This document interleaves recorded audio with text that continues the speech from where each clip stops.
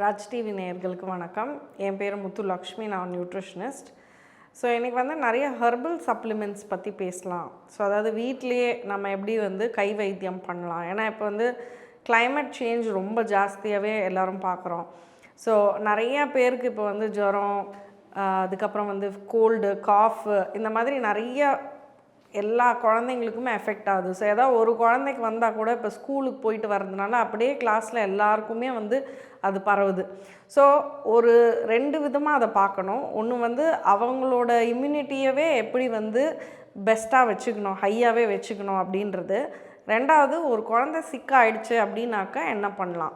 இப்போ வந்து சின்னதாக இப்போ வந்து ஒரு கோல்டோ ஒரு காஃபோ வரும்பொழுது நீங்கள் வந்து உடனே டாக்டர்கிட்ட போகிறோம். ஸோ அவங்க வந்து நமக்கு ஆன்டிபயோட்டிக் ப்ரிஸ்கிரைப் பண்ணுறாங்க.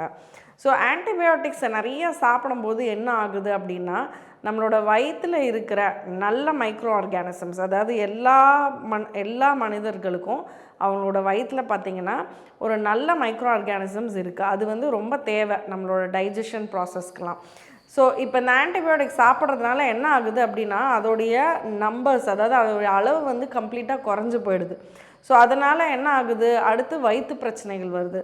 ஸோ வந்து அசிடிட்டி, சின்ன வயசுலேயே அசிடிட்டி வருது, இல்லை அடிக்கடி வந்து லூஸ் மோஷன் ஆகிறது, இல்லை அடிக்கடி ஒரு குழந்தை வாமிட் பண்ணுறது.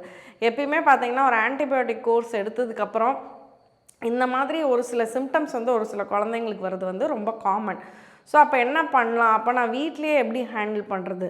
இப்போது நம்மளுடைய உணவு பழக்கத்துலேயே ரொம்ப அருமையான சில சாப்பாடுகள்லாம் இருக்குது. இப்போ பார்த்திங்கன்னா சுக்கு, மிளகு, அப்புறம் வந்து துளசி இலை, கற்பூரவள்ளி இலை, இந்த மாதிரி இந்த இன்க்ரீடியன்ஸ் எல்லாத்தையும் வந்து நம்ம யூஸ் பண்ணும்பொழுது சின்ன சின்ன சின்ன நோய்க்கு வந்து மருந்தாகுது. இப்போ உங்களுக்கு வந்து கோல்டு இருக்குது, ஒரு குழந்தைக்கு சளி இருக்குது அப்படின்னும்போது ஒன்றுமே வேண்டாம், நீங்கள் வந்து ஒரு கஷாயம் மாதிரி செய்யலாம்.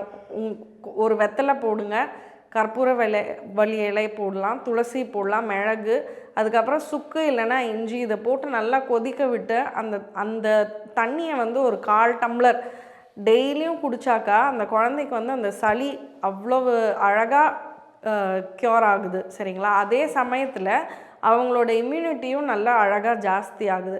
இப்போ பார்த்திங்கன்னா நிறையா குழந்தைங்கள் வந்து எல்லா ஸ்போர்ட்ஸ்லேயும் இன்றைக்கி வந்து நிறையா குழந்தைங்கள் பார்ட்டிசிபேட் பண்ணுறாங்க. கிரிக்கெட்டில் இருக்காங்க, ஃபுட்பாலில் இருக்காங்க.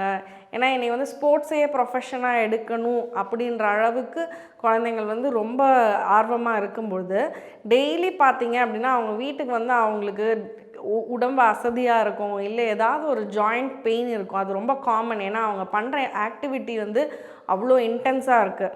ஸோ அந்த இடத்துல வந்து நம்ம உடனே என்ன பண்ணுவோம், இப்போது கால் வலிக்குது அப்படின்னு சொல்கிறாங்க அப்படின்னா உடனே இப்போ வந்து ஓலினி ஸ்ப்ரே இல்லைன்னா ஏதோ ஒரு ஆயின்மெண்ட், ஏதோ ஒரு தைலத்தை போடுறோம்.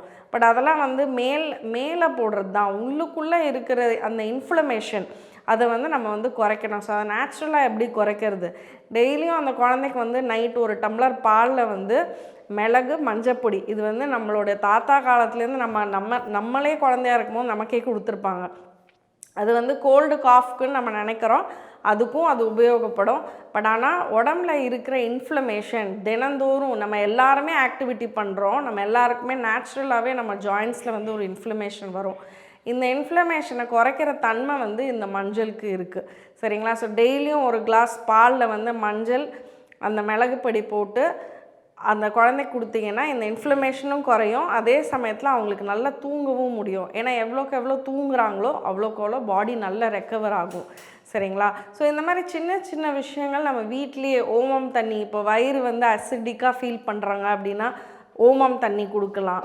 ஏன்னா இப்போ வந்து ஆன்டாசிட் அப்படின்றது பார்த்திங்கன்னா எந்த ஏஜில் வேணாலும் சாப்பிட்லான்ற மாதிரி ஆயிடுச்சு.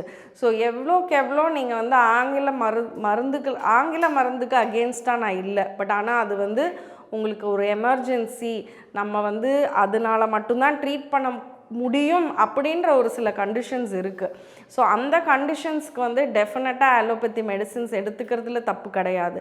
பட் ஆனால் நம்ம ஒரு சில விஷயங்கள் நம்ம வீட்லேயே மருந்தே, அதாவது உணவே மருந்து அப்படின்னு நம்ம சொல்லும் பொழுது அந்த மாதிரி உணவு பொருட்களை எடுத்து நம்மளோட ஹெல்த்தை வந்து டெய்லி பேசிஸில் பார்த்துக்கிறது ரொம்ப நல்லது. இது நம்ம குழந்தைங்களுக்கும் ஒரு நாலேஜ், நாளைக்கு அவங்க குழந்தைங்களுக்கு அவங்க செய்ய முடியும் இல்லையா? ஸோ இதை மாதிரி சின்ன சின்ன விஷயங்களை செய்து அவங்க ஆரோக்கியத்தை பராமரிக்கணும்.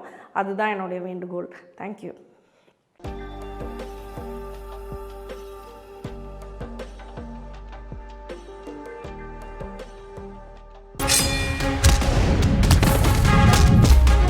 டிஜிட்டல் டிவி ஓடிடியில் வட்டகரா. நம்ம 4 பேருக்கும் பிரச்சனை வேற வேறையா இருந்தாலும் சொல்லிஷா நம்ம 4 பேர் சேர்ந்து கொள்ளையடிச்ச என்ன வட்டகரா என்னடாச்சு? ராஜ் டிஜிட்டல் டிவி ஓடிடி ஆப்பை டவுன்லோட் பண்ணுங்கள், சப்ஸ்கிரைப் பண்ணுங்கள், என்ஜாய் பண்ணுங்கள்.